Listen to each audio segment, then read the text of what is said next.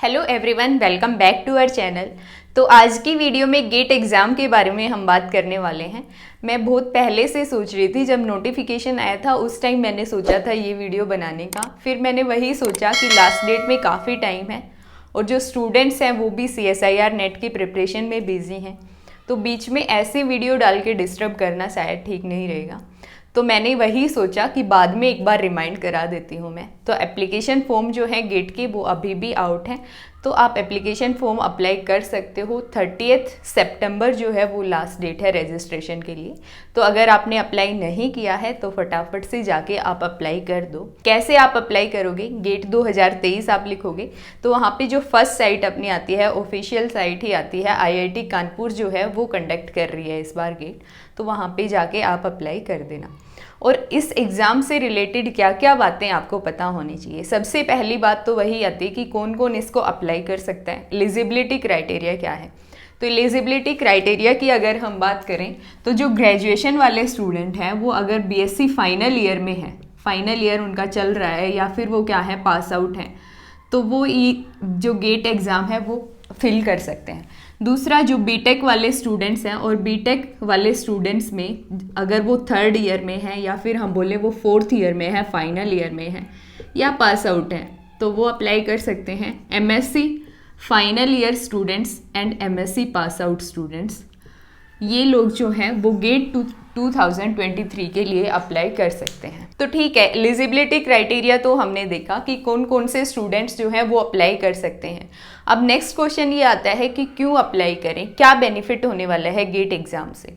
तो जब भी हम गेट एग्ज़ाम की बात करते हैं ना, तो हम क्वालिफाई करने की बात नहीं करते, हम रैंक की बात करते हैं कि रैंक जो है वो अच्छी रैंक कैसे स्कोर की जाए। ठीक है, तो दूसरी बात आती है कि क्या बेनिफिट होगा अच्छी रैंक स्कोर करने के लिए, क्या क्या करियर अपॉर्चुनिटीज़ हो सकती हैं। तो गेट एग्ज़ाम को लेके जो भी करियर अपॉर्चुनिटीज़ हो सकती हैं उनकी एक सेपरेट वीडियो हम बना देंगे। तो अभी बात आती है गेट एग्ज़ाम को क्वालिफाई करने के लिए हमें क्या करना पड़ेगा। तो सबसे पहले तो हमें पता होना चाहिए गेट एग्ज़ाम का एग्ज़ाम पैटर्न क्या है। किसी भी एग्ज़ाम को अगर हम दे रहे हैं ना, तो सबसे पहले तो हमें यही बात पता होनी चाहिए कि एग्ज़ाम पैटर्न क्या है। उसके बाद हमें पता होना चाहिए कि सिलेबस क्या है।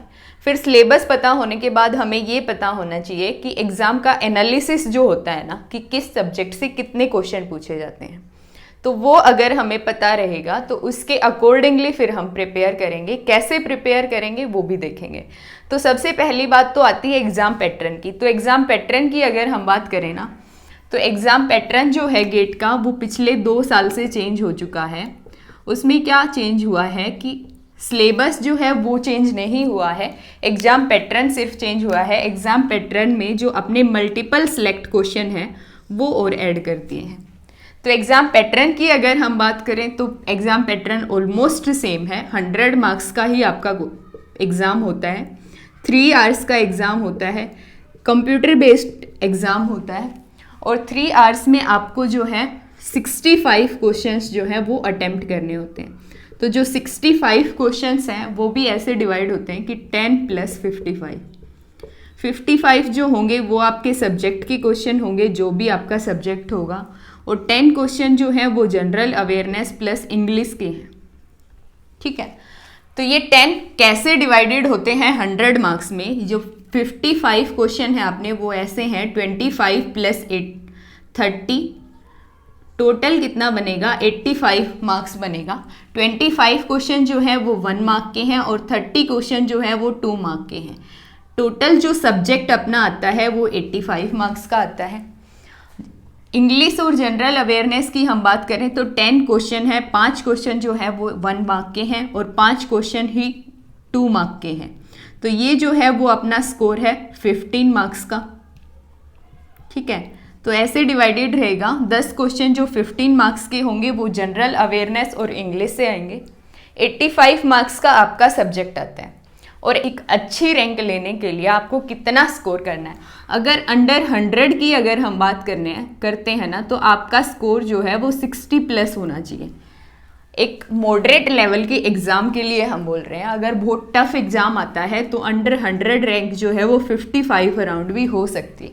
ठीक है, तो अगर एक मॉडरेट लेवल का एग्ज़ाम आता है तो 60+ आपके मार्क्स होने चाहिए अंडर 100 रैंक के लिए। तो ये तो बात थी एग्ज़ाम के पैटर्न की।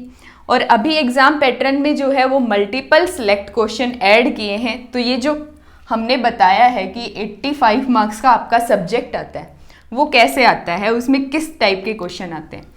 तो हमारे मल्टीपल चॉइस क्वेश्चंस आएंगे और दूसरे हमारे मल्टीपल सिलेक्ट क्वेश्चन और NAT type question, numerical answer type question. ठीक है, तो पहले क्या था कि 2020 तक सिर्फ मल्टीपल चॉइस क्वेश्चन और न्यूमेरिकल आंसर टाइप क्वेश्चन आते थे।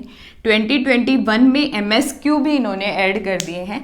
तो यहाँ पे हमारा क्या है कि थ्योरी और कॉन्सेप्ट भी अच्छा होना चाहिए, थ्योरी या फिर हम बोलें कंसेप्ट भी अच्छा होना चाहिए, तभी हम MSQ अटेम्प्ट कर पाएंगे। और न्यूमेरिकल आंसर टाइप के लिए जो अपनी कैलकुलेशंस हैं वो भी अच्छी होनी चाहिए। तो गेट जो IIT वाले हैं ना, गेट जो एग्ज़ाम कंडक्ट कर रहे हैं, वो आपकी सारी स्किल्स देखते हैं कि थ्योरी कंसेप्ट भी आपके अच्छे हों, न्यूमेरिकल कैलकुलेशंस भी आपकी अच्छी हो। तो उसके बाद आता है अपना कि जो ये मल्टीपल चॉइस क्वेश्चन हैं, इनमें सिर्फ अपनी नेगेटिव मार्किंग होती है। ये जो भी क्वेश्चन होंगे, अगर 1 मार्क का क्वेश्चन है तो 1/3 नेगेटिव मार्किंग होगी, अगर 2 मार्क का क्वेश्चन है तो आपकी 2/3 नेगेटिव मार्किंग होगी सिर्फ मल्टीपल चॉइस क्वेश्चन में। ये जो क्वेश्चन होते हैं इनमें कोई नेगेटिव मार्किंग नहीं होती है। तो दूसरा पॉइंट अपना आता है एग्जाम पैटर्न के बाद कि हमें सिलेबस का पता होना चाहिए कि क्या सिलेबस है, कौन कौन से टॉपिक्स हमें कवर करने हैं, उसी के अकॉर्डिंग हम अपनी तैयारी कर पाएंगे। तो जो सिलेबस है उसका PDF आपको डिस्क्रिप्शन में मिल जाएगा, तो वहाँ से आप देख सकते हो कि कौन कौन से टॉपिक्स जो हैं वो आपके सिलेबस में मेंशन है। और जो गेट का सिलेबस होता है वो अप्रोक्सीमेटली सेम ही होता है CSIR नेट के सिलेबस के। अब तीसरा जो मेन इंपॉर्टेंट पॉइंट है वो क्या है कि हमें एग्जाम को एनालिसिस करना है कि कौन से सब्जेक्ट से कितने क्वेश्चन बन रहे हैं, उसी के अकॉर्डिंग हम तैयारी करेंगे। जिस सब्जेक्ट से ज़्यादा क्वेश्चन बन रहे होंगे उस पर हमें ज़्यादा फोकस करना है। तो एग्जाम एनालिसिस की हम बात कर लेते हैं। तो गेट एग्जाम के लिए कौन से सब्जेक्ट आपके ज़्यादा इंपॉर्टेंट हैं, एग्जाम एनालिसिस से आपको पता चलेगा। ये जो एग्जाम एनालिसिस मैं बता रही हूँ, ये हमने एवरेज निकाला है पिछले 5 साल के गेट एग्जाम का। पिछले 5 साल जो गेट एग्जाम में किस सब्जेक्ट से कितने क्वेश्चन पूछे गए थे, उनका एक एवरेज यहाँ पे मैंने लिखा है कि ऑलमोस्ट इतने क्वेश्चन आपके बन सकते हैं, थोड़ा बहुत ऊपर नीचे होते हैं एग्जाम में। ठीक है, तो EMT से आपके 8 से 9 क्वेश्चन बनेंगे, प्रोबेबिलिटी है कि 9 से 10 की तरफ क्वेश्चन बने। क्वांटम मैकेनिक्स में जो क्वेश्चन बनेंगे वो भी 8 से 9 बनेंगे। क्लासिकल मैकेनिक्स में 6 to 7 होते हैं। मैथमेटिकल फिजिक्स जो है वो थोड़ी सी कम रहती है, नेट के कंपैरिजन में 6 to 7 होते हैं। कई बार क्या होता है कि 1-2 मार्क्स की ज़्यादा भी आ सकते हैं, कोई सब्जेक्ट कम भी आ सकता है। थर्मोस्टेट जो है वो अपने 5 से 6 होते हैं। इलेक्ट्रॉनिक्स जो है उसका लगभग मैंने फिक्स सा ही देखा है कि 4 क्वेश्चन पूछेंगे या 5 क्वेश्चन पूछेंगे। एटॉमिक एंड मोलिकुलर फिजिक्स जो है उसके 5 to 6 क्वेश्चंस होंगे। मार्क्स नहीं हम बता रहे, यहाँ पे क्वेश्चन बता रहे हैं। और ये एटॉमिक मोलिकुलर का तो मैंने ऐसे देखा था कि कई बार 7-8 क्वेश्चन पूछ रखे थे, कई बार 3-4 क्वेश्चन पूछ रखे थे, तो एवरेज 5-6 होगा। न्यूक्लियर और पार्टिकल का जो है वो 4 से 5 क्वेश्चन पूछे जाएंगे और सॉलिड स्टेट फिजिक्स से 5 से 6 क्वेश्चन आपके पूछे जाते हैं। तो ये जो एग्ज़ाम का एनालिसिस हमने देखा है, इससे आपको ये तो आइडिया लग रहा होगा कि लगभग सारे सब्जेक्ट्स जो हैं वो इक्वली इम्पोर्टेंट हैं गेट के पर्पज़ से। तो ऐसा नहीं है कि किसी सब्जेक्ट को हम छोड़ सकते हैं। तो अगर गेट की प्रिपरेशन आप कर रहे हो और आप चाह रहे हो कि आपकी एक अच्छी रैंक आ जाए, तो किसी सब्जेक्ट को आप स्किप नहीं कर सकते।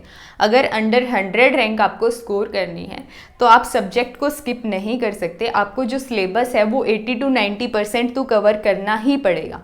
ठीक है, क्योंकि कुछ हमारी मिस्टेक्स भी होती हैं, तो तब जाके हम 60+ स्कोर कर पाते हैं। तो आप क्या कर सकते हो, अगर आपको कोई टॉपिक टफ लग रहा है ना, तो वो टॉपिक आप स्किप कर सकते हो, लेकिन सब्जेक्ट को बिल्कुल भी स्किप मत करना। और गेट का लेवल जो है वो इतना हाई नहीं होता है। 2022 का जो एग्ज़ाम हुआ था वो थोड़ा सा ज़्यादा हार्ड था, वैसा एग्ज़ाम आपका नहीं आएगा। तो आपको कैसे प्रिपरेशन करनी चाहिए, क्या प्रिपरेशन स्ट्रेटेजी फॉलो करनी चाहिए, मैं मेरी प्रिपरेशन स्ट्रेटेजी भी आपको बताऊंगी कि कैसे आप भी अंडर 100 रैंक लेके आ सकते हो गेट एग्ज़ाम में। तो ये जो प्रिपरेशन स्ट्रेटेजी वाला पार्ट है कि हमें कैसे प्रिपरेशन करनी चाहिए, वो हम नेक्स्ट वीडियो में देखेंगे। आई होप आपको कुछ अच्छा सीखने को मिला होगा। तो मिलते हैं नेक्स्ट वीडियो में।